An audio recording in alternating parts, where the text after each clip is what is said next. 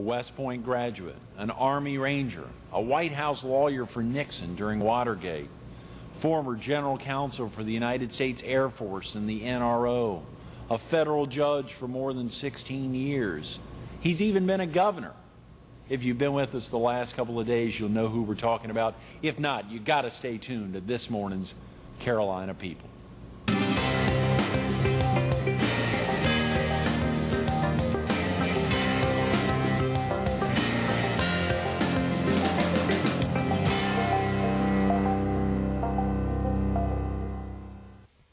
Good morning. Welcome to Carolina People. This morning we're at the Myrtle Beach Herald. We're on day 3 of the focus on the new political thriller, The Majority Rules. And we're visiting with its author, Chief Judge Eugene Sullivan of the D.C. area. Good morning, Chief Judge Sullivan. Oh, it's fine to be here in the morning in Carolinas. It sounds like a TV show, The Morning in the Carolinas, doesn't Yeah. it? It has been a great couple of days, and of course early in the week to have your predecessor on the bench, former Chief Judge Robinson Everett, which was a thrill for me to have him in, and then hearing the two of y'all talk, and obviously the experiences with you yesterday and the day before. You know, one of the big things we didn't focus on was one of the critical aspects of the book that I think you talk about, which is that one big question that comes up. I think you said it comes up in virtually every confirmation hearing, that you really open up a different window to for a lot of readers in the Majority Rules. Well, the confirmation process that the president goes through to send a nomination, whether it's judges or Secretary of Homeland Security or whatever, to the Senate for them to advise and consent to it. One of the things that they focus on is they send you these big questionnaires. You have to fill them out. And there's always one question. It's either written or oral, but it's always there. And usually the last question. Well, you've answered all these questions, Mr. Person being nominated. Is there anything embarrassing in your background that you think that might come out in the confirmation hearing? Tell us now so we can adjust on it. Almost everybody says no. Nothing. And almost everybody is hiding something. and that's the case in this book. Is that right? In this book, we go through the confirmation hearing, and there's something that the nominee to be a federal judge, Tim Quinn, is hiding, and that's adultery, an affair. And that provides some of the tension. It's part of a writer's technique, I think, in a thriller especially, is to parcel out the information so the reader doesn't know what's going to happen in this different segment. And that's what happens here. He decides to, upon advice from the chief judge of the court that he's trying to get on, to go confront the person he had this affair with and see if she's going to keep quiet during the confirmation hearing.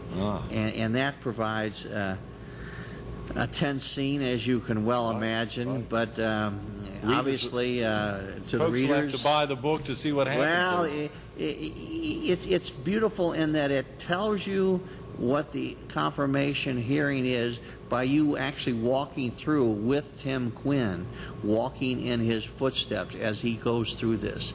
But then there's further danger, and that is when he actually gets on the bench. Oh, yeah, and there is a lot of danger there. You know, it's so fascinating, and of course we want to talk about character development and obviously going through the steps of coming up with Tim Quinn, about Vicky Hauser, obviously about Chief Judge Harry Winston, and the Draco Law Firm and some of the aspects there. It's a fascinating thing. One other thing we didn't talk about, Gene, on the acknowledgments, you talked about some of those fascinating folks.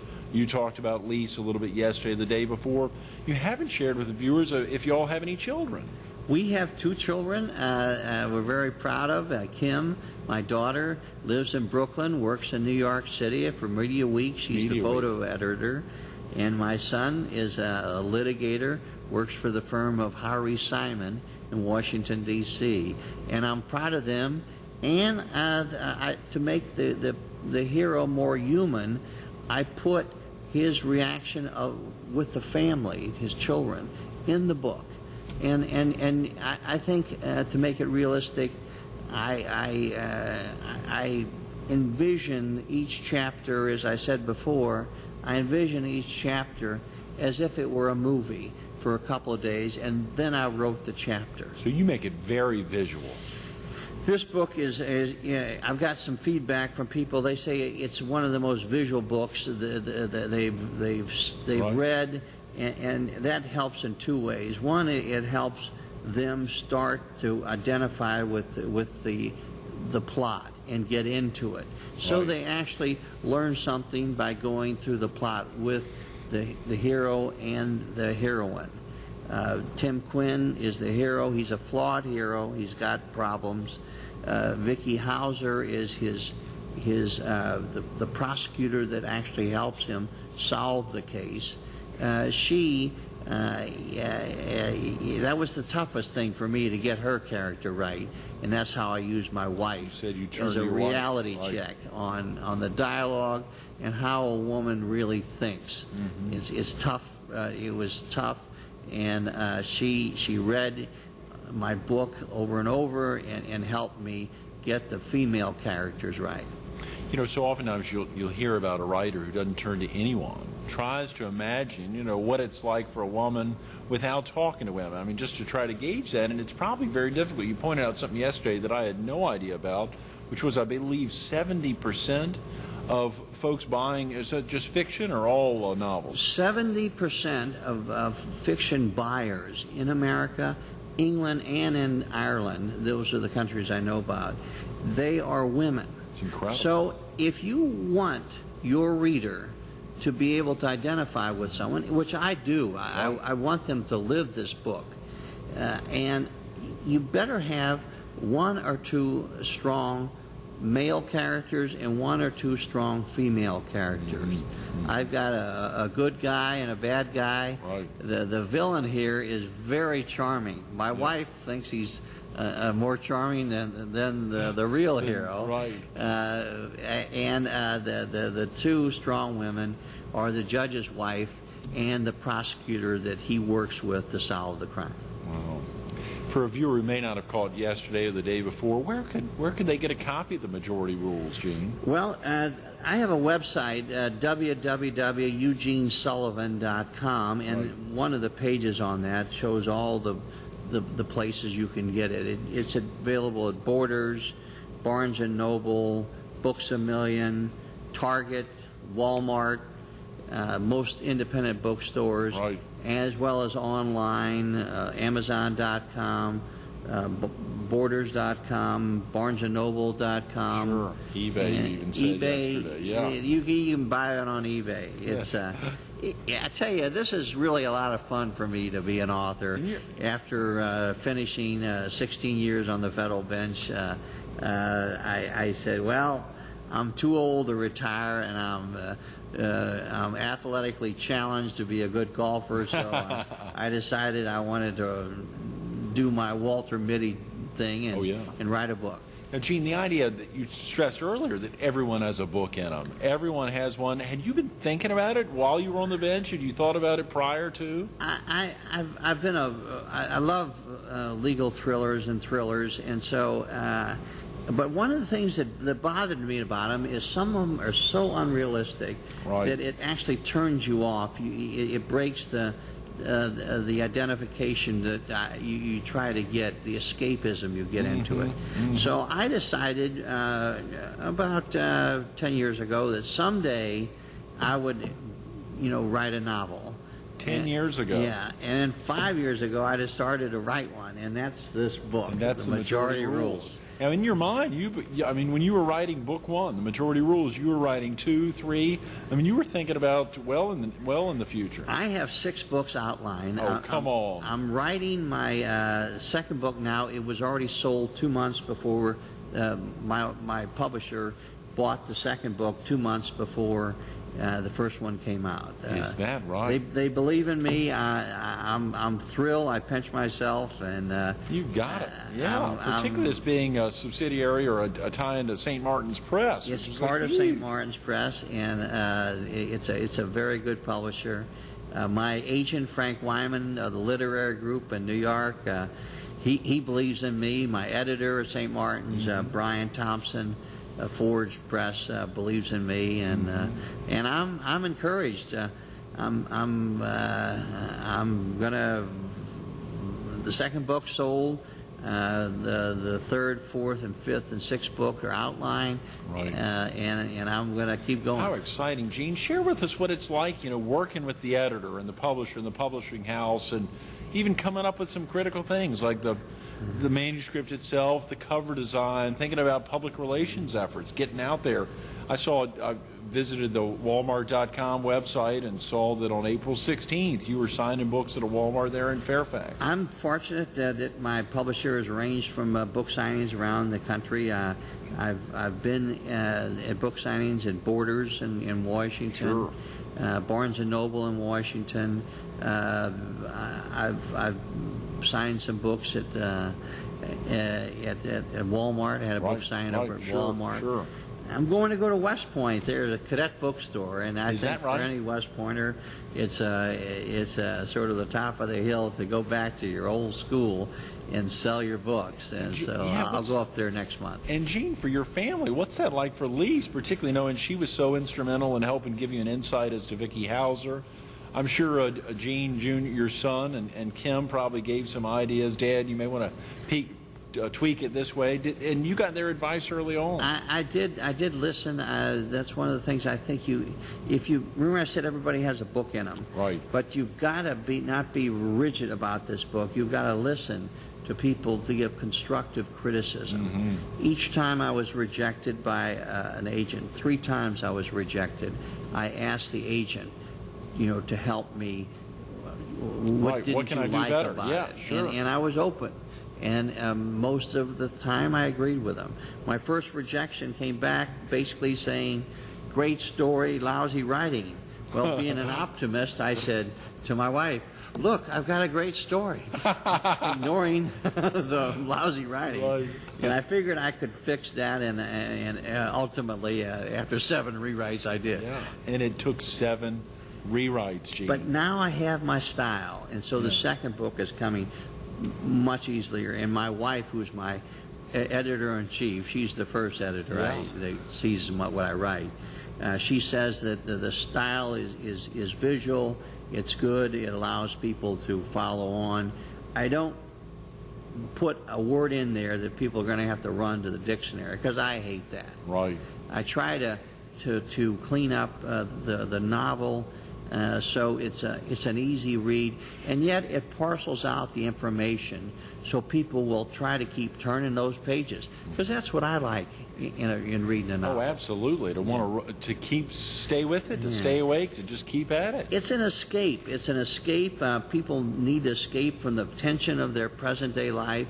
If I can write a novel that can help them, I am so proud of that. Absolutely. And escape is very, very important. When we think about escape, it's difficult at times to escape the reality of some of the instances going on with judges, the judicial system in America. I know on Wednesday you shared with us some startling figures from Business Week, the piece that came out this about 6 months ago about the number of judges that would consider the issue of campaign contributions impacting their judicial decisions. I think we have the best judiciary in the world, but I think it can be improved. 80% of our judges are elected in one form or the other. To me, that's wrong. I think that, and one of the reasons it's wrong is they rely on campaign contribution. This Business Week article, Greg, you mentioned, they did a survey of elected judges. And the elected judges, confidential, anonymous survey, 46%, according to Business Week, 46% of the elected judges said that campaign contributions affected their judicial judgments. That's terrible. By the way, if I was elected judges, I wouldn't have admitted to it. Yeah, sure. If it did, I wouldn't have admitted to it. Even if, and so I'm sure it's much higher than 46%. And so that's terrible. We should fix that. Our judges should be appointed. My solution for this, and for federal and other states that appoint judges, the the other 20% of the judges in America. I think they should have a nonpartisan committee, 1/3 of the public, 1/3 members of the bar, 1/3 retired judges. And they would judge applicants for a judicial post based on merit and judicial temperament and soundness of character. And they would exclude all these political and these religious things that judges are being judged on now. They would do it on merit, because, and then make 2 or 3 recommendations to either the president or to the governor who's going to appoint, or the body that's going to appoint the judge. And I think that would be a better solution. By the way, that's the way they do it over in England and Ireland. Like I said before, we should, I think, change the way we select judges. We should pick better judges. Right. Well, there's obviously there's clearly a lot of difference in opinion on that, and it's great to know that you're willing to step out and get those views out there. It's important to think. Well, I do it. I have nothing to gain, or but except I want us to have a better system. 50% of the people that appear before judges are usually lose their case. Right. Now, you don't know, and a judge doesn't know which one of those decisions they make, and they might be making a decision very quickly, is going to wreck that person's life. Right. And so you want the best person in there to do it. There's some horror stories I've heard. I know a lot of judges, state and federal, around the country. I've sat as a visiting judge in other countries, and something I heard is, if you wait until after lunch to bring your case up for sentencing before Judge X or Judge Y, and you say, well, why? Well, the judge, he or she has a 2-martini lunch, or is feeling a little bit better after lunch, and that's terrible if that is the case. I've heard that. Some attorneys have told me that if that's true, that's bad. We want our judges to be as fair as they can. Do you think America's lost its respect for judges? In a way, I think the recent events, both with the congressional criticism of judges, with the media criticism of judges, certainly I think judges are now targets of more than we have in any time in our history of our country. I know it's not new, but I think it's increasing in volume. It's a sad fact that the threats against federal judges has almost doubled in the last year, according to one report I heard. And certainly an indication of that is the shootings in Chicago of the judge's family and the shootings in Atlanta. Remember, in Atlanta, this man allegedly, because he's not been convicted of anything, but he allegedly overpowered the courtroom deputy, right. Took her gun. Instead of fleeing, he walked down the hall into the courtroom and killed the judge and the court reporter. Now that was an assault against the judiciary, and we should protect our judges, not just in the courtroom, which we're doing as best we can, but at their homes as well, because that's when judges are most vulnerable. Have you ever been the target of any, or been fearful for your life? I have been threatened twice in my 16 years on the bench. Both times, fortunately, nothing, came of it. But yes, a judge should expect that. That's one of the burdens when you take the office of being a judge, is people are going to disagree with your decisions. And like I said, half of the people lose in each case. It's one side or the other, and you never know who's going to come after you. Gene, that's very insightful, and you're right. You never know who's going to come after you, and that probably helps you stay focused on writing a thriller.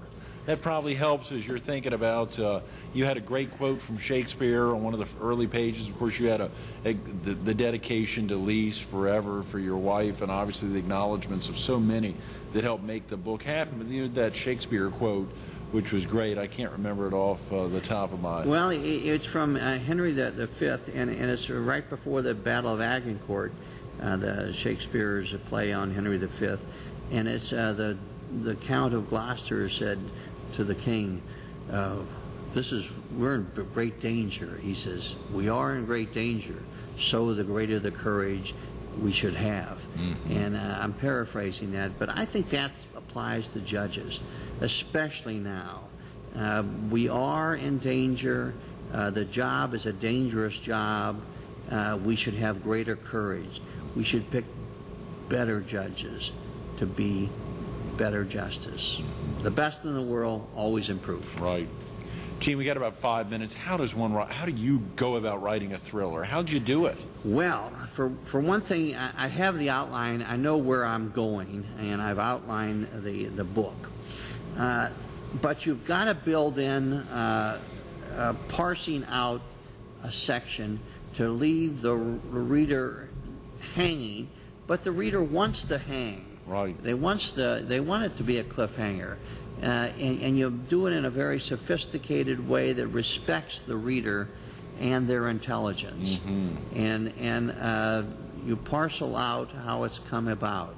If you're writing a history book, you just go chronologically. This happened, this happened, this happened. In a thriller, and especially a good thriller, it should lead the I wonder what's going to happen next. And if you can do that, you've got a winner. Well, now, do you make it so the reader, so that we can walk in the footsteps of Tim Quinn or of Chief Judge Winston or That's the way I write. I write very visually, I'm told. It's only because, like I said before, I'm looking at each scene for a day or so in my head as a movie scene.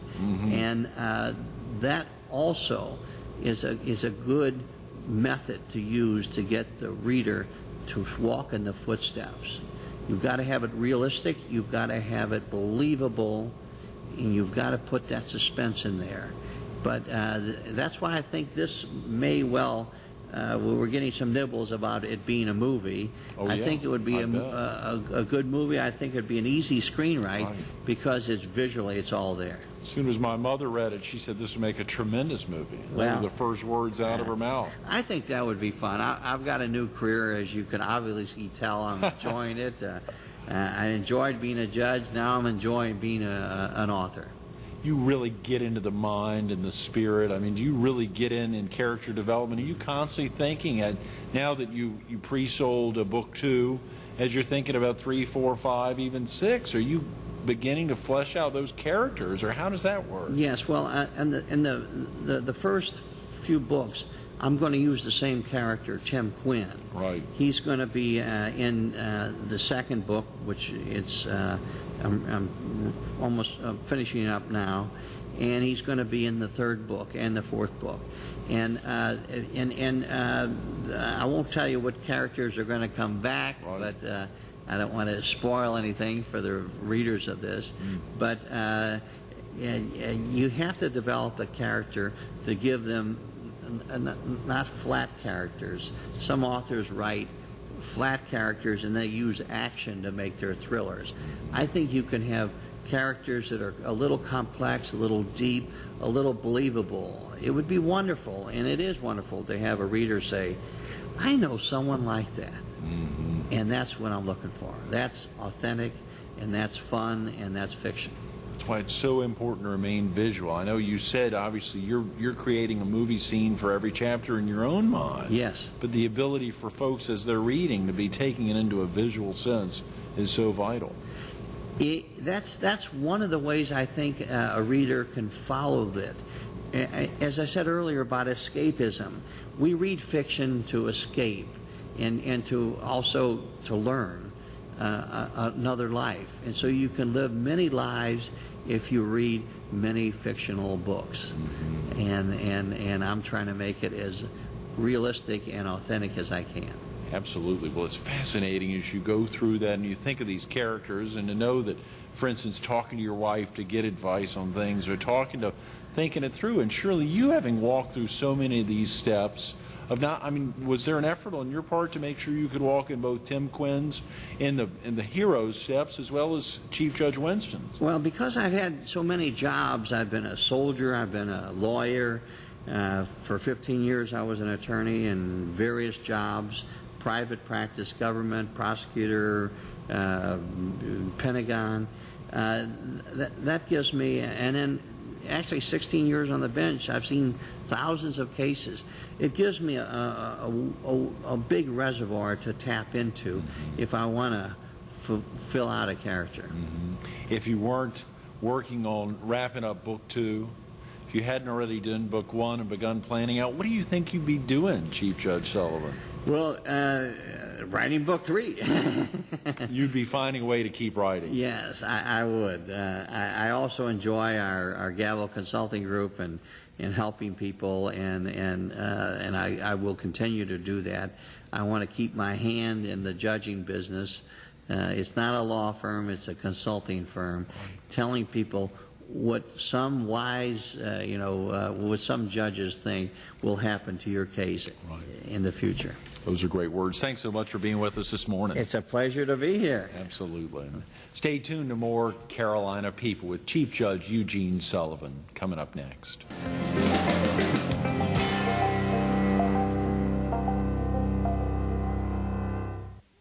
Chief Judge Sullivan's been getting that question since the books hit the shelves.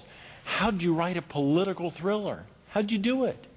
He knew, and if you've been here the last 3 days, you would have heard him talk about it. He had to write it realistically. It had to be believable. He knew he had to parcel out the information for us. We had to be on the edge of our seats or on the edge of the bed thinking, golly, what's next? And he knew he had to make that constant effort to allow us to walk in the footsteps of Tim Quinn, the hero, or the heroine, whether it was Vicki Hauser or Chief Judge Harry Winston, or thinking about the Draco law firm. Take the time to go online or visit any of the area stores. The Majority Rules, it's a fascinating thriller. If you've been with us the last 3 days, you'd see who the hero really is. He's been with us. Chief Judge Sullivan, thanks so much for making it a treat.